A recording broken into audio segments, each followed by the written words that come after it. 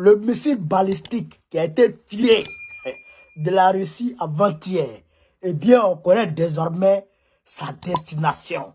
Frère, on sait maintenant où le missile a frappé.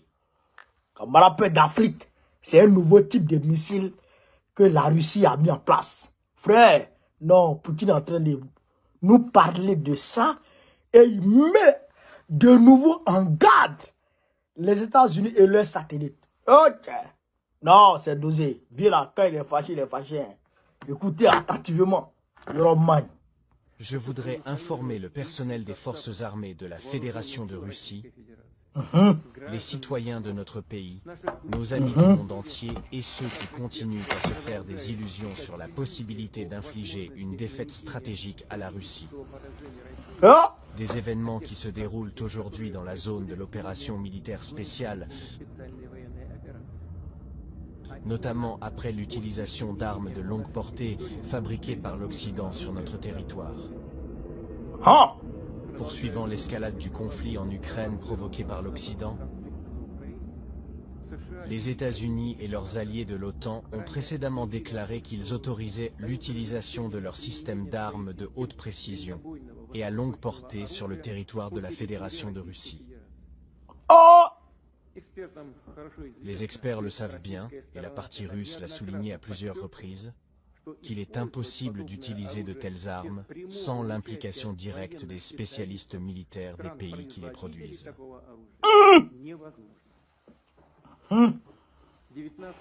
Le 19 novembre, 6 missiles opérationnels tactiques ATACMS de fabrication américaine et, le 21 novembre, lors d'une attaque de missiles combinée par des systèmes Storm Shadow de fabrication britannique et HIMARS de fabrication américaine,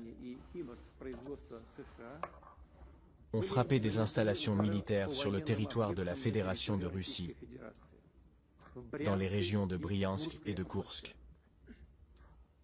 À partir de ce moment, comme nous l'avons souligné à plusieurs reprises auparavant, le conflit régional en Ukraine, provoqué par l'Occident, a acquis des éléments à caractère global. Nos systèmes de défense aérienne ont repoussé ces attaques. Par conséquent, les objectifs manifestement fixés par l'ennemi n'ont pas été atteints. L'incendie du dépôt de munitions dans la région de Bryansk, provoqué par la chute de débris de missiles ATACMS, a été éteint, et il n'y a pas eu de victimes ni de dommages graves. Dans la région de Koursk, une attaque a été menée contre l'un des postes de commandement de notre groupement Nord. L'attaque et la bataille anti-aérienne ont malheureusement fait des victimes, des morts et des blessés parmi le personnel des unités de sécurité externe de l'installation et le personnel de maintenance. Le commandement et le personnel opérationnel du centre de contrôle n'ont pas été touchés et gèrent normalement les actions de nos troupes visant à détruire et à expulser les unités ennemies de la région de Koursk. Une fois de plus, je tiens à souligner en particulier que l'utilisation de telles armes par l'ennemi n'est pas en mesure d'affecter le déroulement des opérations de combat dans la zone d'opération militaire spéciale.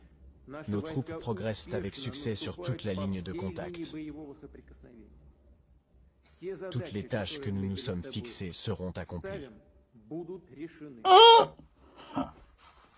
En réponse à l'utilisation d'armes à longue portée américaines et britanniques, les forces armées russes ont lancé, le 21 novembre dernier, une frappe combinée sur l'une des installations du complexe de l'industrie de la défense ukrainienne. Dans des conditions de combat, elles ont également testé l'un des plus récents systèmes de missiles russes à moyenne portée.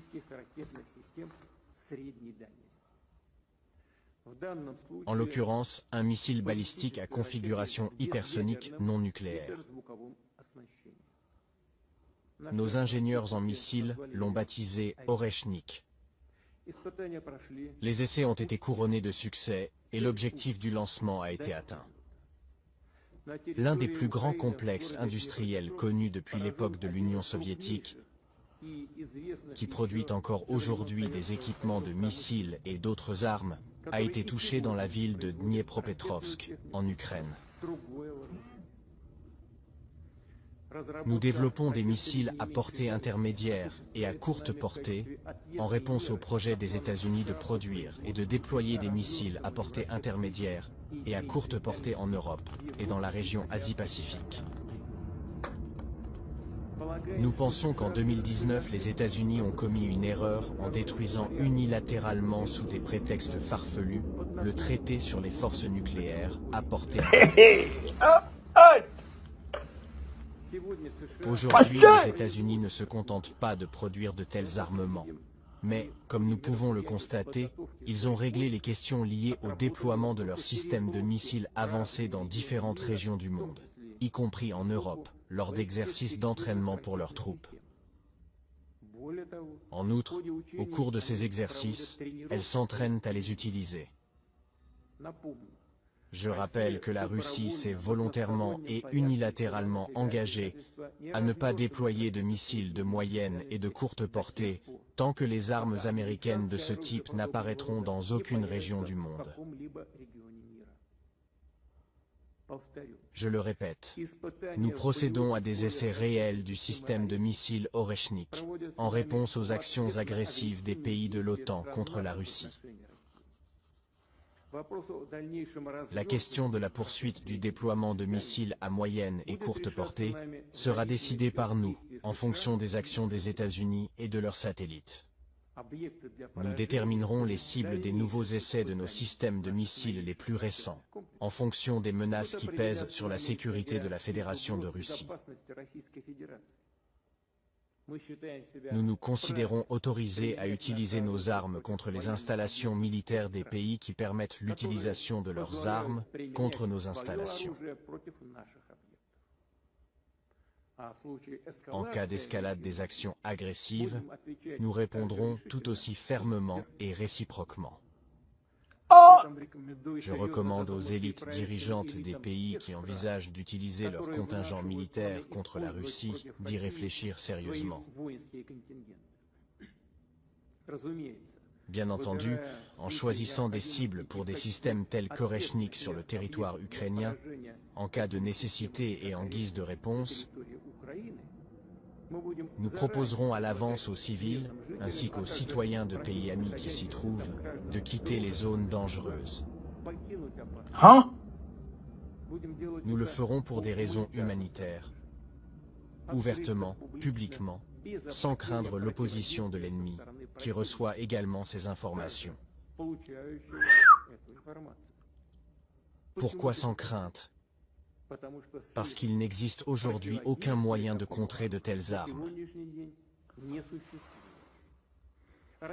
Les missiles attaquent des cibles à une vitesse de Mach 10, soit 2,5 à 3 km par seconde.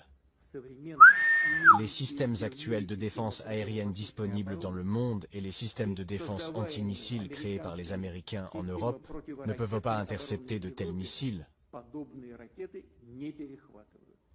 C'est impossible. Je souligne une fois de plus que ce n'est pas la Russie, mais les États-Unis qui ont détruit le système de sécurité internationale et qui, en continuant à se battre et à s'accrocher à leur hégémonie, poussent le monde entier vers un conflit mondial. Nous avons toujours préféré et sommes désormais prêts à résoudre tous les différends par des moyens pacifiques. Mais nous sommes également prêts à faire face à toute évolution des événements.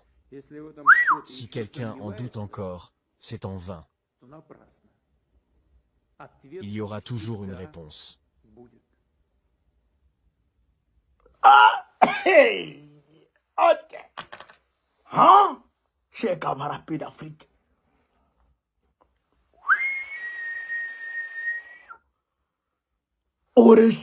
Oreshnik. Le missile Oreshnik. 2,5 à 3 km par seconde. Quand il va 1, il est déjà à 3 km. C'est-à-dire que, frère, c'est-à-dire qu'en 2-3 minutes, il est déjà à Kiev. Hein? C'est-à-dire que les Américains eux-mêmes n'ont pas compris. Tout le monde a pensé que c'est un missile intercontinental. Tellement qu'il est rapide. Oreshnik. Hey. Frère, j'ai dit, mais c'est que les radars n'ont pas pu capter. Les gens pensent, ils s'attendaient à ça chez eux là-bas. Genre, il est descendu à Dnipro, en Ukraine. Frère, non. Non, mais c'est grave. Oreshnik. Mais moi, je me disais que c'est les attaquants seulement qui frappaient en Russie. Ja, les Anglais ont donné leur autorisation dans le noir pour frapper avec les Storm Shadow. Ils ont frappé 300 km, 200 km pour tu lui frappes à 1000 km. Hey. Oh, c'est un garçon. Il dit, il va dire aux gens, quitter la zone là, avant de frapper. C'est que s'il est prêt à frapper là, il va dire aux civils et aux pays, et aux citoyens des pays amis qui vivent dans ces pays-là de quitter. Peut-être, il frappé en Île-de-France. Il demande à tous les pays amis de la Russie, tous les citoyens des pays amis de la Russie, et puis à tous les civils de la Russie de quitter l'Île-de-France. Mais naturellement, l'ennemi va comprendre qu'il va frapper. Donc, ils vont venir installer mais, tous les systèmes de défense, ou bien. Mais lui, il ne craint pas. Parce qu'il n'y a aucun système de défense qui peut intercepter ça. Ok. 3 km par seconde.